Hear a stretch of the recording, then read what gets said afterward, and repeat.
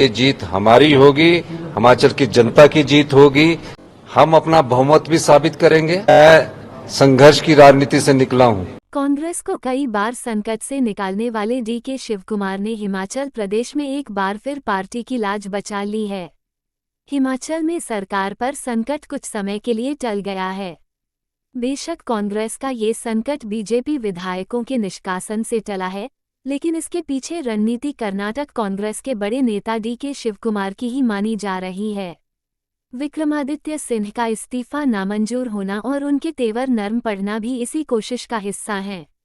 इससे पहले भी कई मौकों पर वह कांग्रेस को संकट से निकाल चुके हैं। हिमाचल प्रदेश में राजनीतिक संकट में घिरी कांग्रेस के जेहन में सबसे पहले जो नाम आया वह डीके शिवकुमार का ही था। हिमाचल में क्रॉस वोटिंग से पार्टी उम्मीदवार अभिषेक मनु सिंघवी की हार होते ही कांग्रेस ये तय मान चुकी थी कि अगला संकट सरकार पर है। भाजपा भी पूरी तैयारी में थी और सरकार के खिलाफ अविश्वास प्रस्ताव लाने का ऐलान कर दिया था। ऐसे में कांग्रेस ने डीके शिवकुमार को मोर्चे पर लगाया।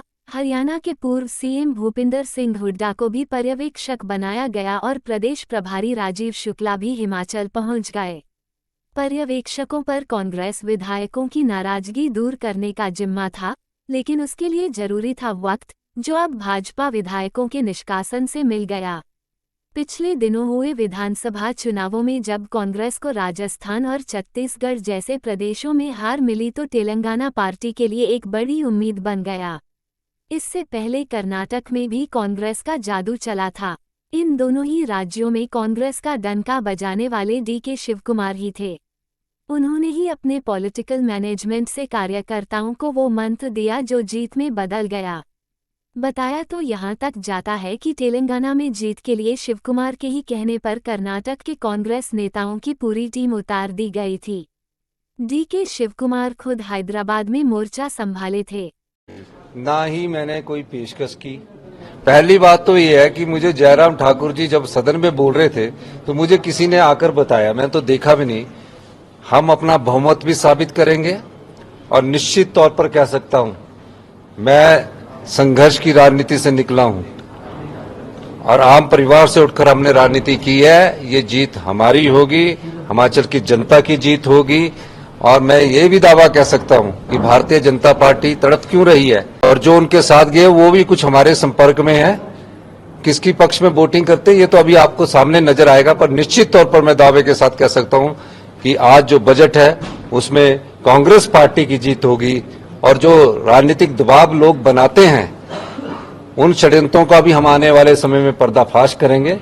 हम लोग कांग्रेस पार्टी को मजबूती से मजबूत कर रहे हैं और निश्चित तौर पर 5 साल कांग्रेस पार्टी की सरकार चलेगी, इसमें कोई दो राय नहीं है। और 6 विधायक वो अभी मेरे ख्याल सुप्रीम कोर्ट के हमारी लॉयर आए हैं ऊपर, स्पीकर हाउस में उनकी अभी 1:30 बजे उनकी पेशी थी और उस पर मैं क्या कहूंगा मुझे पता नहीं है, मैं तो अपने ऑफिस में बैठा हूँ। आपके मंत्री ने इस्तीफा दिया है? नहीं, उनसे बात कर लेंगे, वो कोई ऐसी बड़ी बात नहीं है। उनके जो ग्रीवेंसीज है वो हमारे भाई है, वो मेरे साथ कई बार बात कर चुके हैं, तो अगर ऐसी बात होती है तो उसमें उनसे बात कर लेंगे, उसमें कोई बड़ी बात नहीं। देखिए मैं कुछ फोर्स नहीं यूज कर रहा, ये तो उनको सोचना चाहिए। वो यहाँ मिलिट्री भी लगा सकते जो सीआरपीएफ की गाड़ी में एमएलओ को लेकर जा रहे हैं। मैं घबराने वाला आदमी नहीं हूं और मैं निश्चित तौर पर कह सकता हूं कि कांग्रेस की अभी जो हमारा बजट होगा उसमें जब वोटिंग होगी हमारी वहां निश्चित तौर पर जीत होगी। ये 2 बजे अभी स्पीकर साहब ने समय दिया है, तो उसके बाद मैं आपसे बात करूंगा। बजट आज पास होगा सर?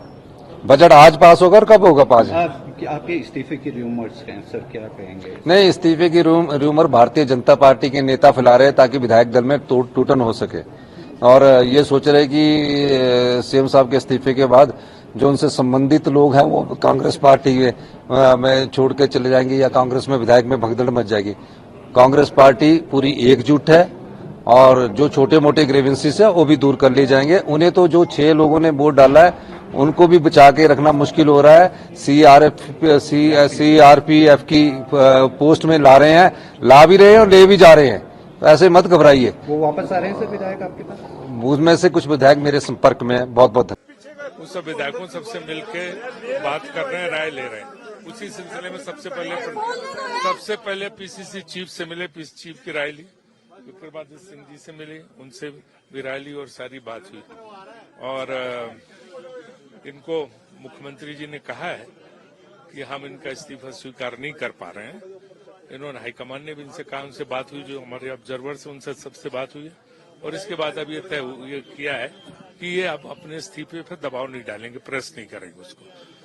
राज्य का जो घटनाक्रम हुआ है, क्योंकि मैं मानता हूं कि व्यक्ति से ज्यादा महत्वपूर्ण जो है वो संगठन होता है और संगठन को बनाए रखना, संगठन को मजबूत करना, that is the responsibility of every individual.